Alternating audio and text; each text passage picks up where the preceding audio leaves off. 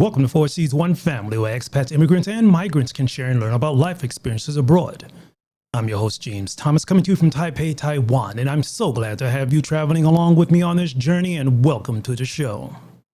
And I'd like to thank those of you who have joined recently, and please click on that little bell down there so that you can be notified when I'm doing this stream. And hopefully if you have any questions, please leave a message below so I can try to bring you some information or maybe another point of view that you may personally find interesting. Now, to start off with, let me turn off this air conditioning. To start off with, I'm going to be talking about some things that may be a little bit sensitive and, well, in some cases sound contradictory to some things that I may have been talking about in the past. But I want you to just open up your mind and think a little bit about if what I'm saying or what I'm about to say is true and doesn't have any values as related to, as you can see what it says as the topic of this discussion today, and is the Western world may have caused their conflicts with China. Now, just jump right into it. Now, it seems like the whole world is just putting a hammer down on China. And I believe that there may be some good reasons why this is happening, and as a fact. Now, it seems like all of a sudden, many Western nations and their leaders, especially those saying that China is trying to take over the world, are gaining, how would you say, some momentum to push back many of the actions China has been engaged in over the past 30 years. And I'm talking about specifically the Belt and Road Initiative, the 一带一路, and the 1,000 Talent Plan, 千人计划. Now, upon China opening to the world, many companies in the West were dreaming of making China like the Western world. So in some cases, you have to be careful what you wish for. They were wishing this only, to be frankly honest, to make big profits. Now, soon the Western world became too reliant, extremely reliant on China.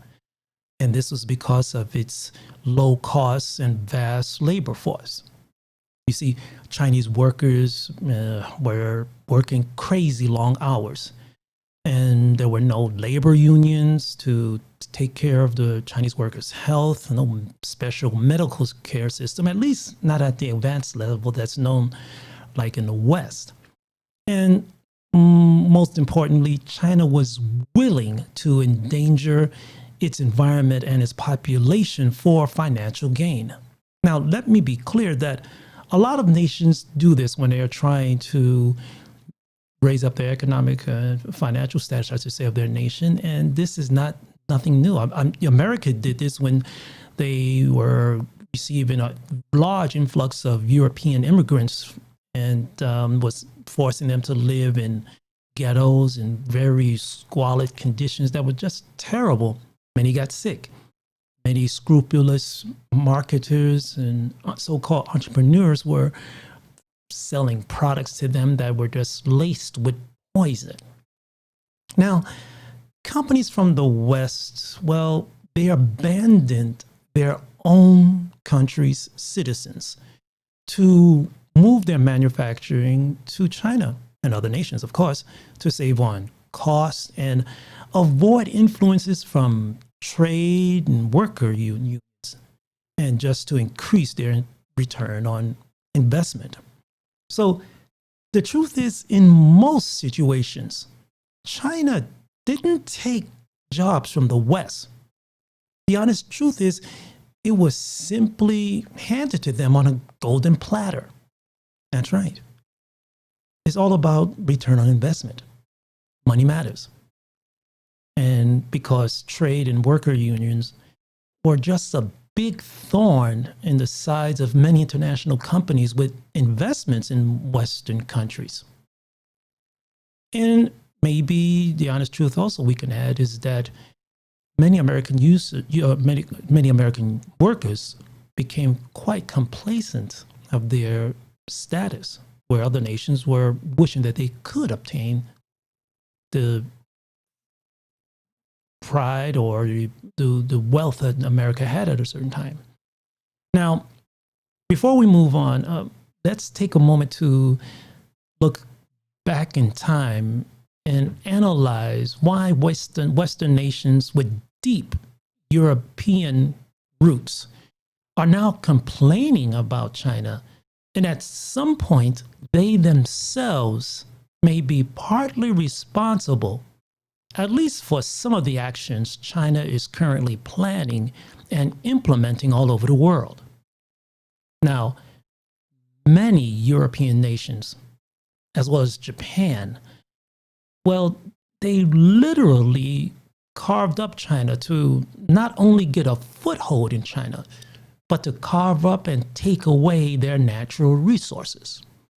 And these actions are simply reflected in the many unequal treaties China has or was forced to agree to. And I think I have a link down below to some of these treaties that'll blow your mind. And I want you to keep this in the back of your mind while I continue. Now, the use of these unequal treatment placed upon China and other nations, in fact, are just examples of how easy it was for powerful Western nations with European connections to use their global military, their military might, to pillage overseas nations and enslave them and carry away their riches, and then decades later develop a sort of a selective amnesia concerning their own past atrocities that left many of these nations with scars that kept them poor and in turmoil up to even today. Now, many Chinese today hold resentments towards Western nations because of these past unequal treatments, these past unequal treatments placed upon them. And because of this, certain people and groups governing China today feel that China must employ extreme measures to catch up with Western nations, no matter what the cost is. Now, in order to speed up China's global ambitions, it has been using something called debt trap diplomacy to get rights to the resources and property of those nations through corrupt officials, of course, that are now unable to pay back any debt owed to China. And because of this, China has obtained access to ports and solid resources that through contractual agreements or default up to 20, 30, and 50 or more years. And I'm talking about places like Africa, South America, Eastern Europe, Mongolia, and many other places. Now, the truth is, China is doing precisely what many Western nations have done in the past, and now, in some cases, doing the same destructive things to other nations, but even better. Sometimes you have to be careful what you teach, right? My students would say that.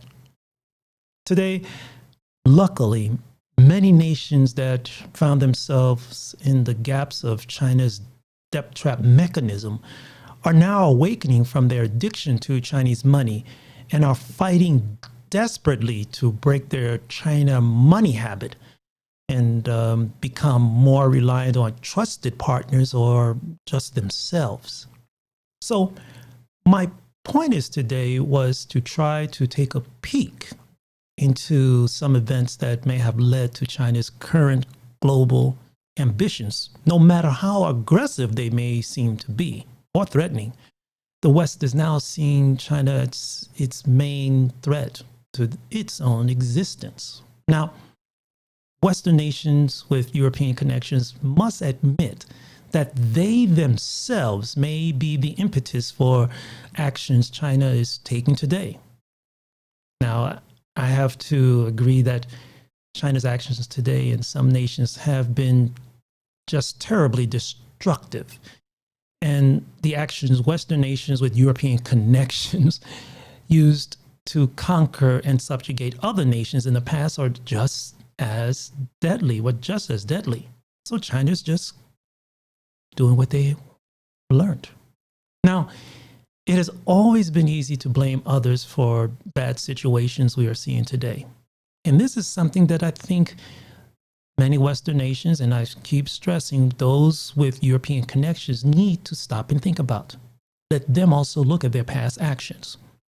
Let me also stress that many of the actions I see happening in China and happening to other nations because of their connections or their debt to China is just not good, and it's very not useful for humanity. Now, the truth is, I have a lot of truths today, but another truth is that it may be those who are complaining the most and the loudest. They need to take a look themselves to find out what they have done that contributed to the precarious situations and tensions we find ourselves in today. Powerful Western nations and their allies and leaders must wake up to the fact that they carry more than just a little bit of the responsibilities for the negative occurrences taking place in their own country, in the part of the world I'm living in, and in other areas that are going through social, political, and financial turmoil, and in some cases, unrest. Now, this may sound like a slap in the face to many powerful Western nations, but this is a step that these nations may need to take to not only ensure their own survival, but also the survival of humanity as well. Powerful Western nations need to step back to look at history, to look at their history, and then analyze how they share responsibility for the many upon many global crises that are or have occurred in the past and are still happening even today. Now we got with a trade war going on, taking place, and the devastating effects as a result of the COVID-19 pandemic. Let us all take a minute to ask ourselves, whose fault is it that we are in this precarious situation today? And what steps we can possibly take that can help us avoid mutual annihilation? Once again, thank you for listening to me here at 4C's One Family. If you have any suggestions or questions, please leave a note to me down below and click on that little red button there so that next time when I'm doing a stream here, you can be notified. I would like to say to everyone, take care wherever you are in a part of the world, and thank you for listening to me here at 4C's One Family.